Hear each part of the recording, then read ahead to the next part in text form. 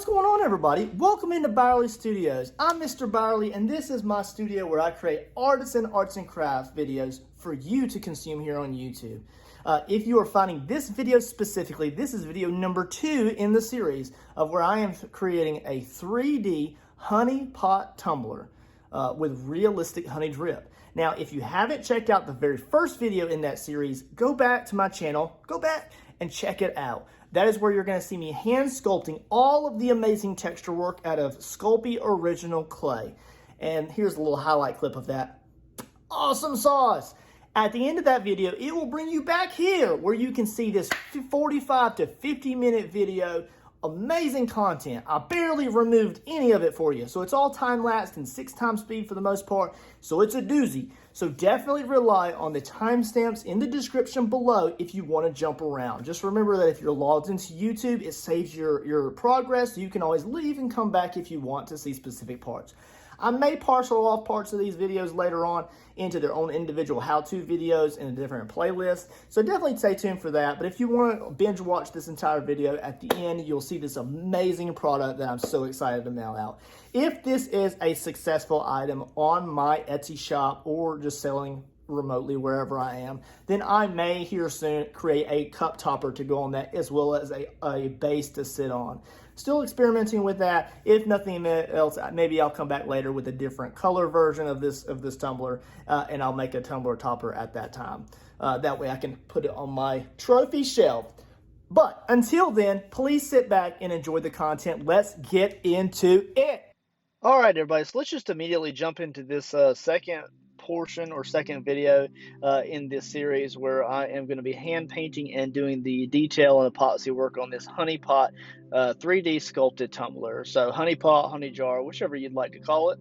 We're going to go ahead and begin the painting process. So I'm starting off with just shading in Mars black around the top and the bottom bands, just because I want the overall gold or bronze that I use on those to have a darker tinge instead of a bright light tone.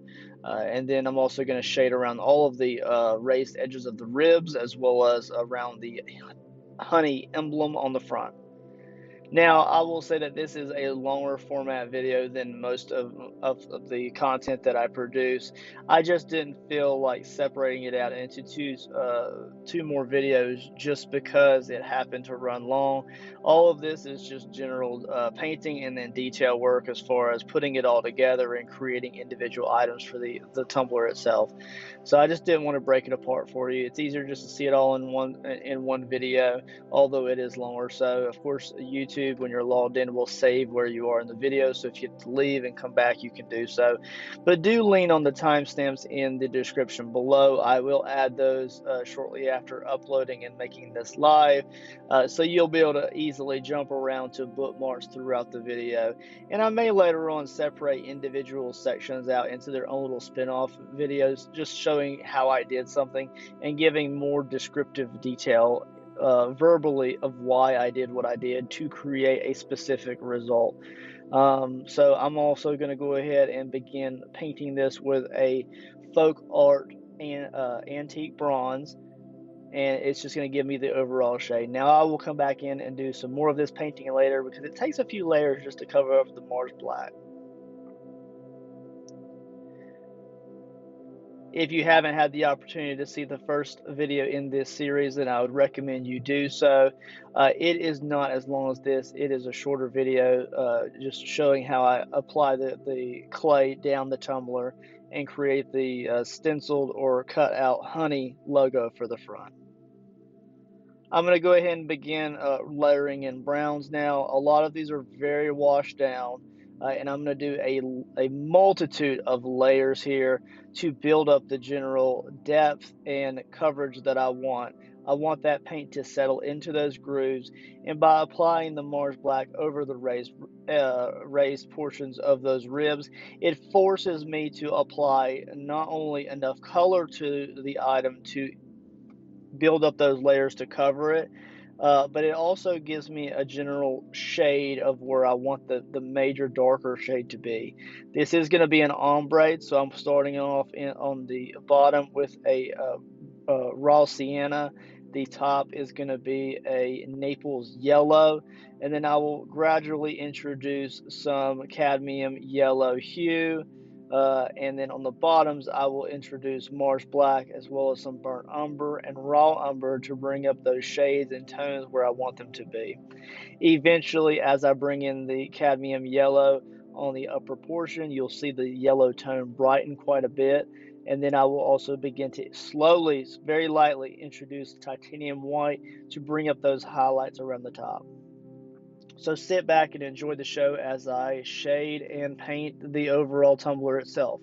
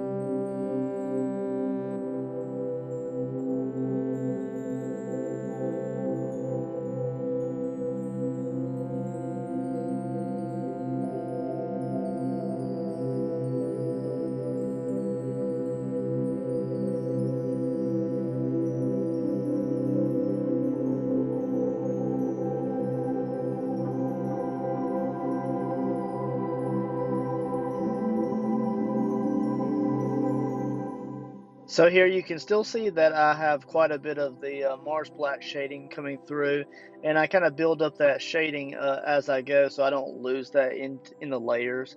But you'll start to see that now the colors, the overall enameled look that I want to go over the top is going to start to come through. So you're going to start to see me lay on thicker layers of the single color paint around the top and then around the bottom, and that's going to kind of blend all of those lower levels together.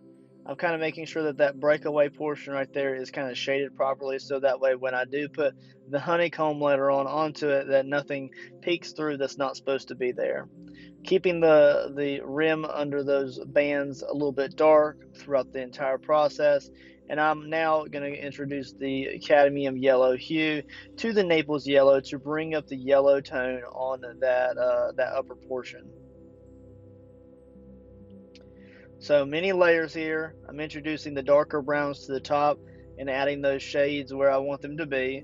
Not maybe just shades, but also just age. I want the jar to look like it's been used quite a bit. Lots and lots of age.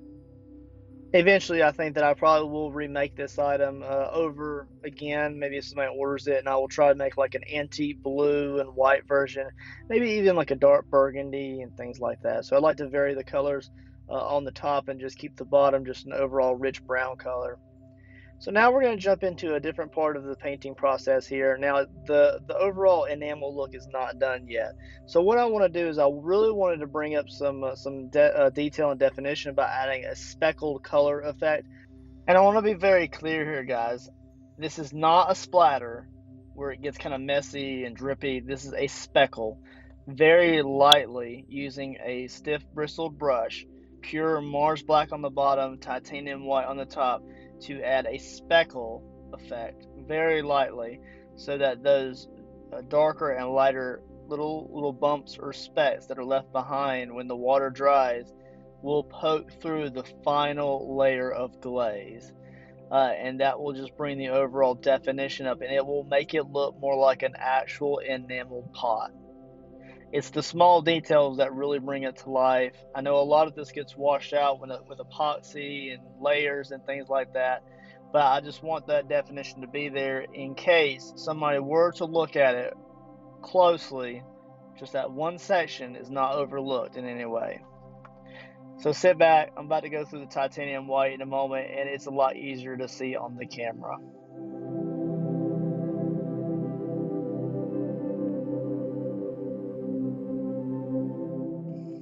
All right, look at that. So that is where you can really see. I even put a little bit of splatter there, and I wipe that off with my finger. I don't want any big segments there. I want it to be small, little crisp dots. I don't mind ombreing it down to the lower portion a little bit. It just makes it feel uniform. So now I'm going to go ahead and start off with my final watered down glaze. Now on the bottom I'm using a raw umber, then I go into a raw sienna in the very middle just to kind of blend, and then I'm going to go up into a cadmium yellow hue and Naples yellow mixture on the top. I'm just doing this in a very watered down fashion just to apply some color over those little speckles, so that way they just kind of poke through the final layers of paint. And that's really going to add the depth that I want out of it. It really starts to transform color-wise moving forward.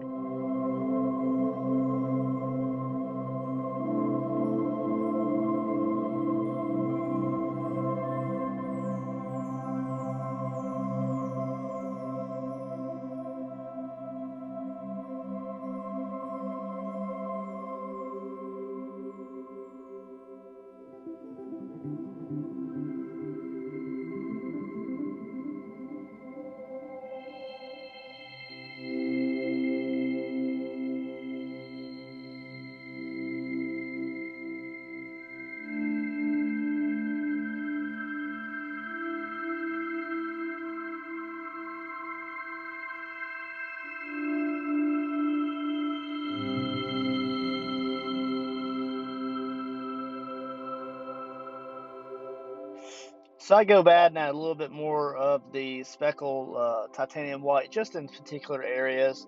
And then I had one spot that was not covering up well with paint. It was just too watered down. I was being impatient. So I got that fixed. You can see the nice rich yellow, Naples yellow color on the top. You can see the shading around the breakaway and around the top rim. And you can see it ombreed into the bottom portion, which is the darker brown. And now you can see that I'm putting that second coat as promised from before on the top and the bottom bands. I do want the shade of Mars Black to poke through, but I don't want the actual color to pop through. So I'm just adding the detail paints to those so that I shade the bottom rim. It's all blocked in, it looks nice before I go into the detail work, applying a antique gold to a pure gold over the raised edges of those doubled over lips. That way it just gives it a little bit of definition. Alright, with the bands around the top and the bottom pretty much blocked in with the antique bronze, you can really see how the overall color ombre from a dark rich brown up into the Naples yellow really looks. You can really see the speckled Mars Black and titanium white effect, and you can kind of see how the glaze went over it and just toned it so it looks like it's all built in. It's all supposed to be there. All of the color layers add definition and just depth to that. It's a really cool effect. And I don't know why during this process I really found that it was fun just to overall just take my fingernail and just run it up the length of the tumbler, and you can hear the overall clicking effect. It's pretty cool.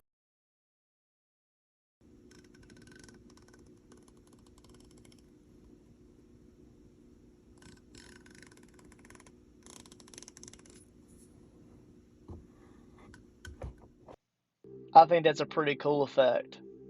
Being able to like audibly hear the texture of the clay. That's cool. So we're working on the Hunny Emblem that I had made for the front of the tumbler. We did use the HUNNY emblem for Honey Pot. And this is a 3D projected label or emblem that goes in the front. I wanted this to be an off-white overall texture, so as long as it was off-white, I was pretty much okay with it. I did paint this on live on TikTok, so yay for that. That was pretty fun. And this took 2 sessions because I did wait for it to dry and then put a secondary coat on it just to get a good layer over the existing white and that Mars Black that I had put on it. The bottom part of the emblem will have a little bit of a raw sienna tone to it, whereas the top will have a little bit of cadmium yellow added to the titanium white, as well as some pure titanium white, just to apply a little bit of a glare. Then I'm going to use a raw umber on the lettering in a washed down color. And I will come back later after I get the emblem completely painted and do that wash over the letters one more time.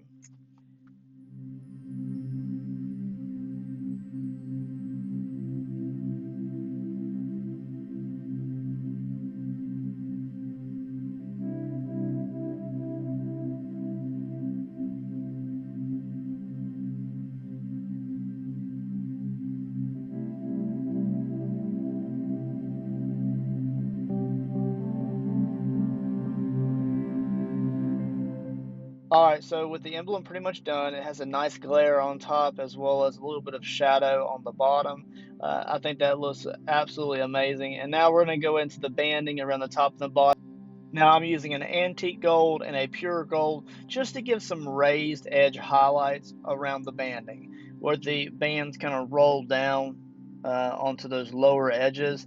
I just want to bring up those highlights so they just kind of draw the eye a little bit, instead of it just being more of a darker, flatter bronze tone.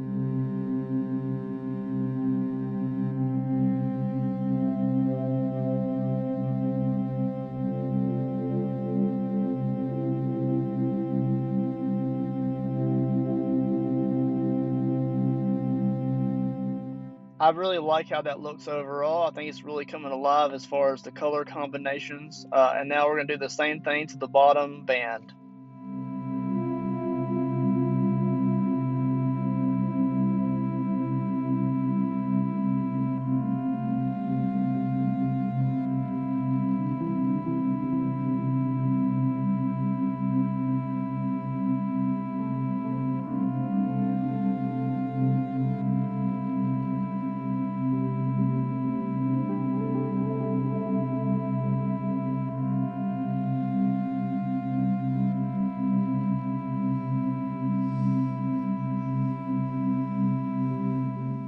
Now I know it is kind of difficult to pick up on some of those brighter tone highlights in the video, but they are there and they are quite bright when angled correctly from the light source. So now I'm going to put it back on the turner and we are going to start working on the very bottom of the tumbler. It does have a spiral effect that I had made with the turner spinning as I removed the clay in the first video of this series, so definitely go check that out. It was almost like using an actual lathe. That way I was able to remove it as it spun on its own volition, and it gave me a nice cool spiral effect. We're going to ombre it from dark to light towards the center, similar to the main portion of the tumbler above. Very simple and to the point.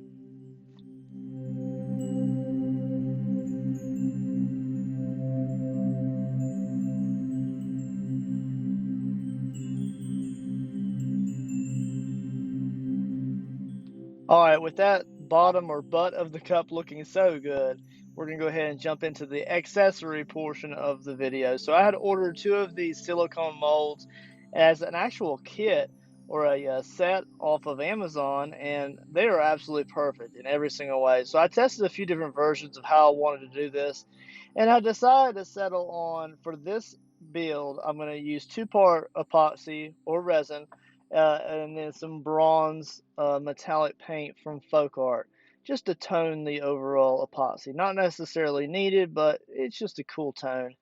I made a total of 3 of these epoxy resin beehive molds, and then I made a total of 4 little bees. So this is just me pouring those into the mold and letting them fill in all the nooks and crannies before I hit them with the heat gun to remove any excessive bubbles.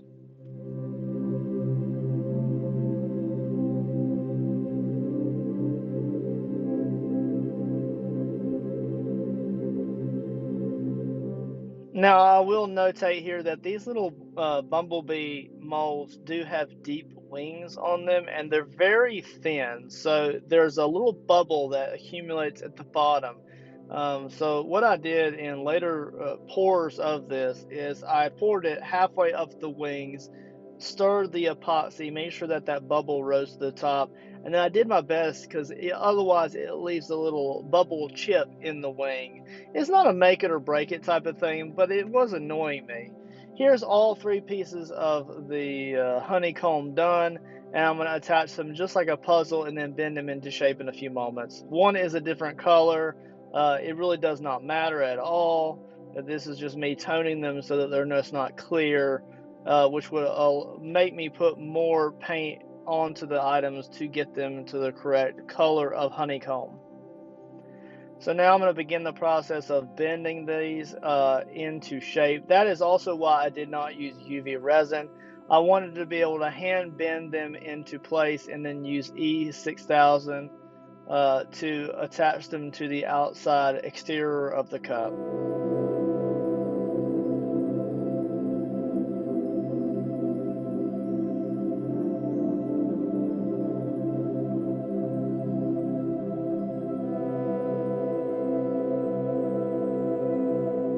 They don't have to be perfectly flush with the tumbler itself, but I just want them to be, for the most part, in contact. I'd like for them to follow the warp or the curvature of the tumbler, so that way they just feel like they're at home and they're not just out of place. It's very important to have things proportionally right in the way they curve around the tumbler, and these are supposed to be pouring out of the top.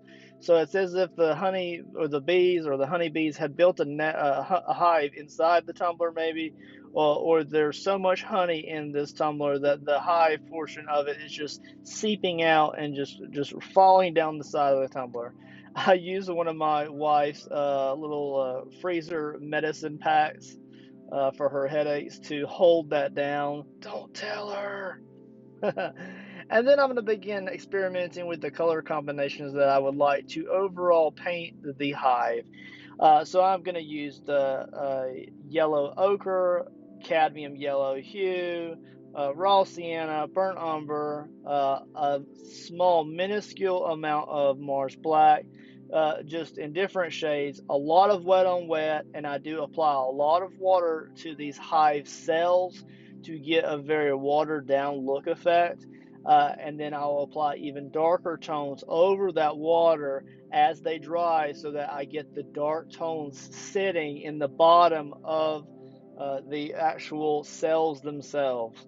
For shading wise, a lot of hives are different ways. You can paint them a ton of different ways, but for this version, I wanted the darker tone of brown to be sitting on the bottom half of the cells, so that when you're looking at it from the side of the tumbler holding it, it has a lot of depth and a lot of dimension to it. You also got to remember that I'm going to be going over this with an epoxy drip that I'm going to hand put on. So this is the overall tone in the top right hand corner that I want for the hive itself. Now this is what I want for the painting portion of this hive. The epoxy will change its overall look significantly. So I'm always, while I'm painting this, having that in my head. How is it going to darken with the epoxy added? How is it going to change? How is those tones underneath going to change their tone when they shine through under lights or when it's dark around the tumbler? It's all good things to keep in mind. Just don't paint it on one solid color. You want it to have definition and just overall some realism to it. So sit back and enjoy while I finish up this process.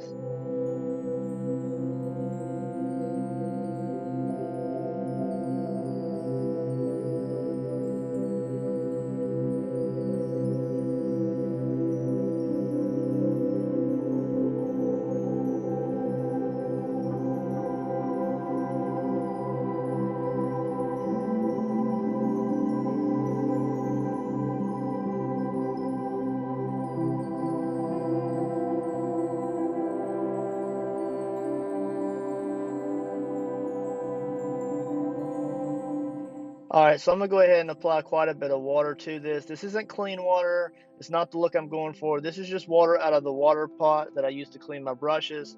from the off to the side. It's not too dirty, but it's still been used for quite a bit, at least 2 painting sessions. So I'm letting that water sit in the cells themselves. It's pulling some of the wet paint that I have sitting in there up.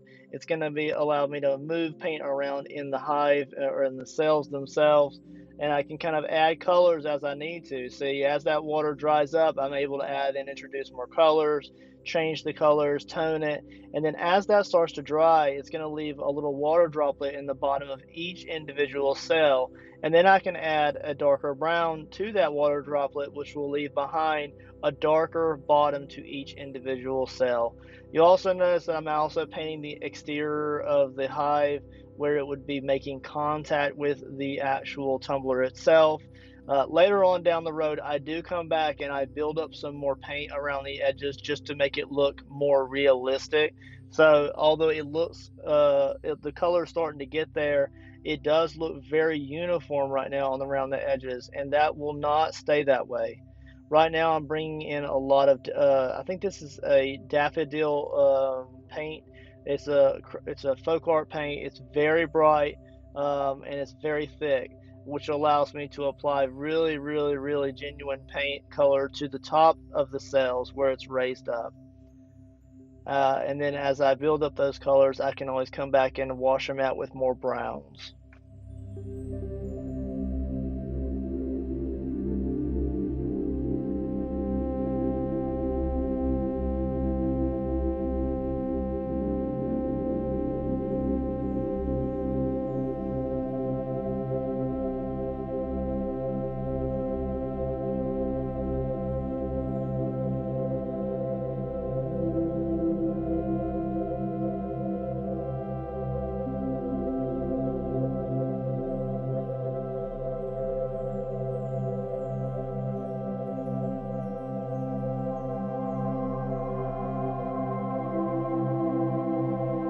Here, I've set the tumbler up vertical so that that water droplet in each cell is settling downward. And I'm just going to start introducing a browner tone to that water droplet so that the bottom of each cell has a darker shade. And this just gives it a little bit of realism, not only just in the paint, but as I epoxy it later with more and more layers of honey, you will see it comes alive like you would not believe. So although it looks a little bit raw, it looks a little bit messy right now, just hang tight, trust the process, and then we'll see how it turns out towards the end of the project video.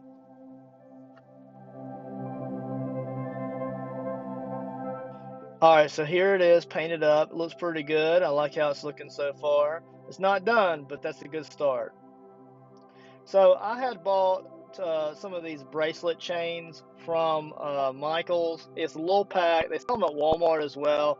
I think I paid like $3 or $4 for a pack of them, and I didn't realize at the time, and we were paying attention, that there was 3 in here. So I only needed 1. And what I plan to do is I plan to make a little chain of charms that go around the exterior of the tumbler, just to add one more element of just awesomeness to this bad boy. So what I did is I cast 3 little small flat profile charms out of B molds, which came in that B set. And now I'm just going to hand bore in a pilot hole, which I'll be able to hand crimp little thinner gauge chain into to make little charms that hang down the tumbler.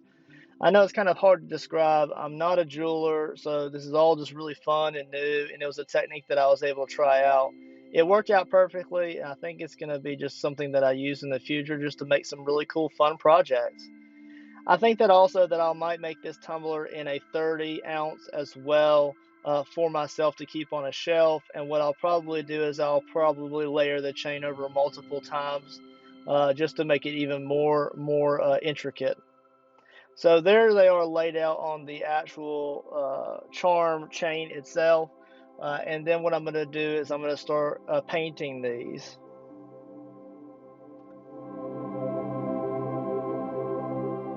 So I'm going to keep the paint scheme for these pretty simple. I'm going to begin with Mars Black watered down wash.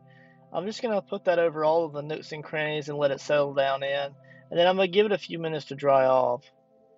And then once it's pretty much semi-dry, then I'm going to come in with a pure gold not dry brush, but just over brush, just to get all of the raised edges and leave all of that nice antique bronze and Mars black wash color behind. And it really makes those the gold pop a whole lot more. I really like keeping the color theme and scheme through the entire project kind of the same. And I would love to introduce other colors to these beads and things as I create and get more advanced with this technique. But it's something fun and cool and new for me to try out on a new project. I think they turned out absolutely awesome. So once I get done with painting, I'm going to go ahead and UV resin some of the chain to the beads themselves so they don't twist too much while I'm applying them to the tumbler.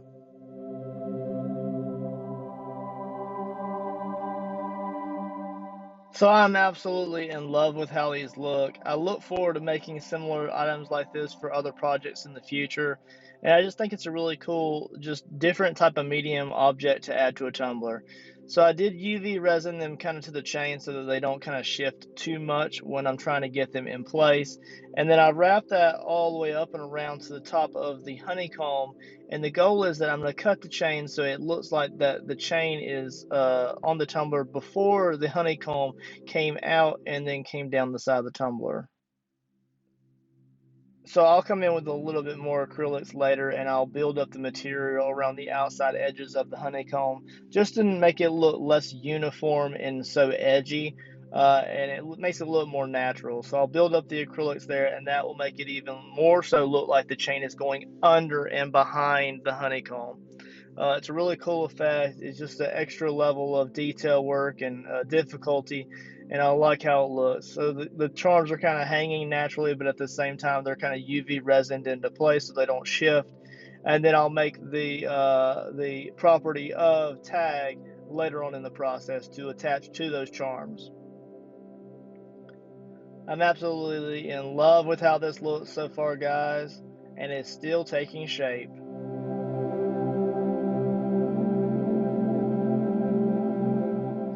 All right, so with the charms kind of how I like them, we're going to go ahead and jump into a different crafting session. I've got my lovely cup of coffee here to keep me going, and we're going to go ahead and dye or tone a property of poo tag. Now this isn't a water slide or a decal or anything, and I'm going to tone it just like I would like an antique map. I have both used and fresh coffee grounds, a little cup of water, alcohol inks of different varieties of browns, and then I'll also use some burnt umber ink here in a little while just to tone it even more. I'm going to begin the process by completely crumpling that up, make it nice and messy and wrinkly. That way those wrinkles can absorb the color in different ways. And as a full sheet of paper, I'm going to put that in my Tupperware dish here. I'm going to give me a little measuring cup here, apart from the larger cup of water that I have there. And we're just going to do this in small steps. I'm going to use a small disposable paintbrush. Well, disposable if I forget to clean it out, that is. A little bit of water, and I'm going to add some brown alcohol ink to this. Now, it does not matter what color you want to use, depending on how much application of inks you apply to that water depends on how the tone is. And then you can make it darker as you see fit. Now, I'm going to add a little bit of burnt umber ink to this. Now this is now just a pure ink. I'm going to put one drop in there at a time until I get the consistency I want. This is going to darken this pretty severely, and I only want to use this in just little dabs here and there just to darken the corners and maybe the top around the wording. I don't want to dominate that black wording completely with this mixture. So I used to use the old coffee ground and tea leaf method to dye paper, letters, maps, and things like that. I feel like this is party foul there. I spilled some of my ink there. But I felt like that this method is a little bit more control over where I want the pigments to be, and I like the control. So I'm able to hit it with a heat gun here, apply some of those fresh coffee grounds and let that sit for a few moments, and then I can rinse it off, see where the existing pigment that's left behind sits, add some more of the darker tones. If I want to redarken it or lighten it, I can. See there, I'm adding another drop of pigment to it just to darken it even more. And I'm making sure to pick up the paper there as well so it doesn't get adhered to the plastic. I don't want it to tear when I pick it up. So make sure you pick it up, kind of move it around a little bit so it doesn't get stuck. And you can see that the fresh coffee grounds, as it gets absorbed with water, it pulls the pigment out of those coffee grounds and it will leave a small speck or dot. So I went ahead and hung that up. As you can see here in the top right hand corner, just a simple hanging with a clip. And then after it is fully dried, I clear coated it on both sides and flattened it in the process. And this is the end result. We're going to go ahead and cut this little tag out. Now, this is the very first time that I've ever put actual paper and ink onto a tumbler. Now, this is going to be kind of an experimental thing. A lot of these epoxy tumblers, you're not supposed to put them outside anyways. I'm hoping that the lettering and the tag doesn't fade too much, but it is going to be UV resin. This is where I'm trying to decide what size hole I want to be in the tag, because the chain has to attach to the tag somehow, and I decided to go with the smaller hole. It is a little bit larger than I want, but I used what I had. And I will just go ahead and paint edges of this with a Mars Black just to darken it. And then I'm going to go around the exterior of that black ink with some puffy paint. So I'm just going to apply just a small thin layer just to give it some 3D dimension all the way around. Easy as that. We're going to wait for that to dry. Alright, so once it's dry, we're going to go ahead and apply the same bronze that we used for the upper and the lower bands. Same concept, same color, and I do apply 2 full layers to this to give a good thick coat. Now, I know that the puffy paint probably wasn't necessary at all. I could have achieved that same kind of 3D texture look with just the paint itself, but why not use something out of a nozzle when you have it, right? Looking good. Now I'll also take a small little bit of that and I will go around the eye hole where the chain is going to be attached. Looking good. And then we're going to UV resin that while it is on the cup.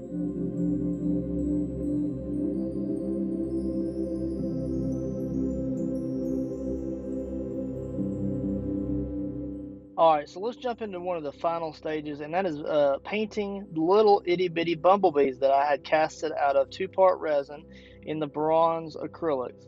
So I've got these sitting here. I only made 4 of them. I don't want to dominate the cup with too many, but what I'm going to do is I'm going to paint these little bumblebees in just a yellow and a black and a little bit of washed out brown tone, just to give them a little bit of realism by adding that brown in there. They're not just all black and yellow. I want to keep them just kind of realistic colors in a way. Their wings are going to not be transparent, but a white to brown color, just keeping it kind of simple but just fun. And I want them just to be distinguishable away from the cup. And you can see the small army of bumblebees that I have in the background there. So this is the only one that I recorded for this long format video. So they're all painted with the same overall scheme, just slight variations between them, but for the most part all the same colors in the same way. Those were painted on TikTok Live, and I truly enjoyed chatting with everybody while I was able to get those done. It was just a really fun process, just using basic colors and a little bit of nice wash browns to create those effects. And during this overall creation process, I did peel off a lot of the content to create just some really funny TikTok videos, highlight clips, and things like that. So if you want to see that, go over to my TikTok and check that out at Byerly Studios. And you can also see some of my other content and awesome creations that I've made. I didn't want to link that in this video because I don't want to risk getting a copyright strike due to sound or anything like that, because this is specifically designed for YouTube. But you can definitely check that out on my other social media platform.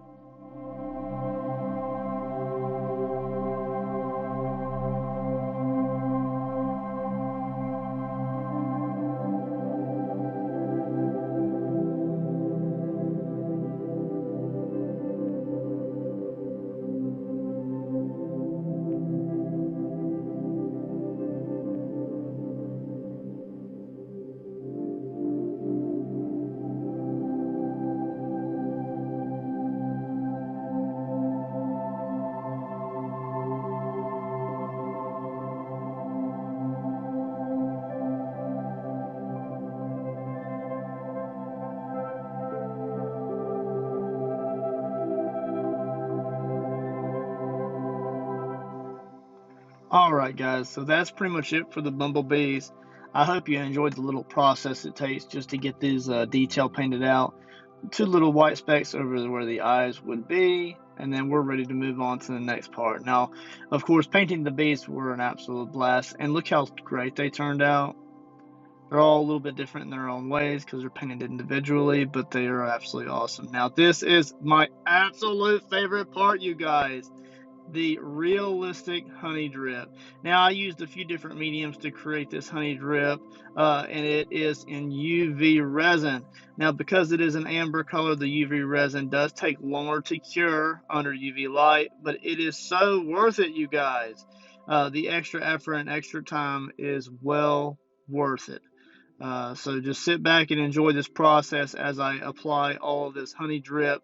Just be aware that I did come back and add some more acrylic yellow ochre to the honeycomb around the edges to make it less so uniform, kind of break up the edges around where the chain is going behind the honeycomb. And then I'm just trying to get as much drip effect as I can without completely covering up the entire tumbler. So I'll begin by just applying this right here, which was actually a test to see if I could get the right color combination right. And then I'll work my way around the upper rim and then around to the sides. So sit back and enjoy the show as I work through this process.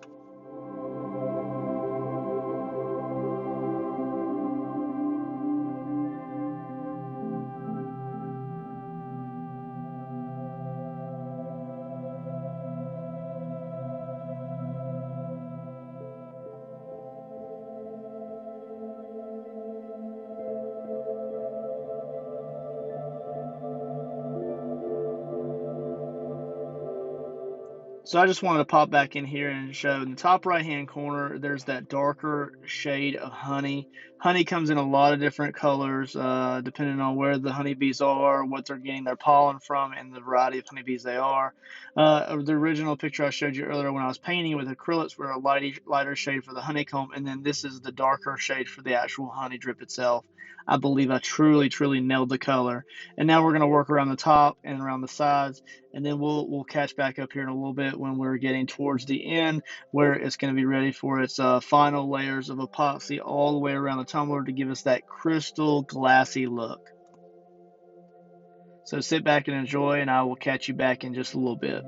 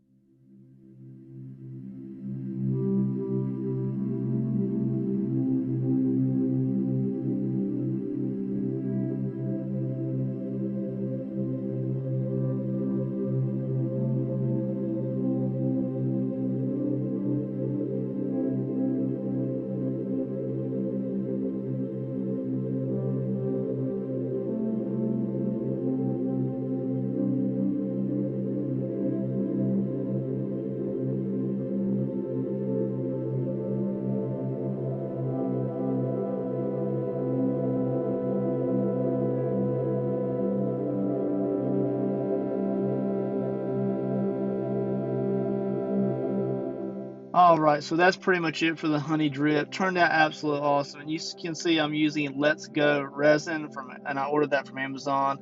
It is a little bit of a messy process because if it drips onto my workstation, I have to use the UV light to dry it before I can scrape it off or just wipe it off with a paper towel.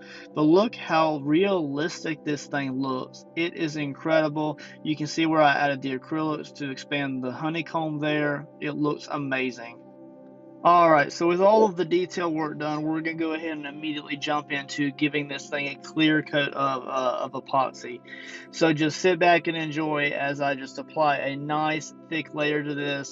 A lot of this will be done by hand, and then I will use just a throwaway brush to make sure that the epoxy gets into all the nooks and crannies, and try to remove as much of it as I can from the actual ribbing as it goes around the tumbler. I also want to make sure that I get good coverage over all of the beads that I made, as well as the tag inside the honeycomb, while that's not taking too much of the effects away as far as texture. So just sit back and enjoy this, and then we'll coordinate at the end of the video here, and then we will get some amazing glamour shots. Stay tuned.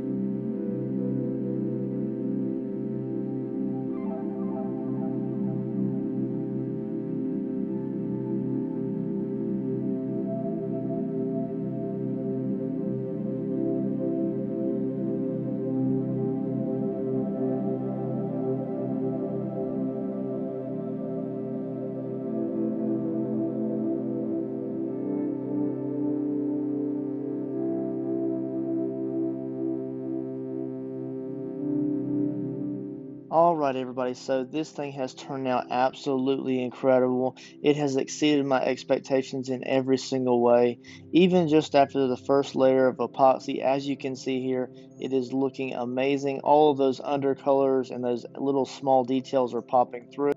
And I'll probably come back and give it a second coat of epoxy, especially on those high spots, just to give it a little added protection. But overall, the richness of the colors, they're absolutely incredible. I would like to thank everybody for taking the time to watch this longer format video from my channel. Also, be sure to smash that like and subscribe button so you can see future amazing content from my channel. Also, hit me up in the comments and let me know any projects y'all may or may not want to see in the future. Thanks for everything you do, guys. Enjoy the glamour shots, and I will catch you later.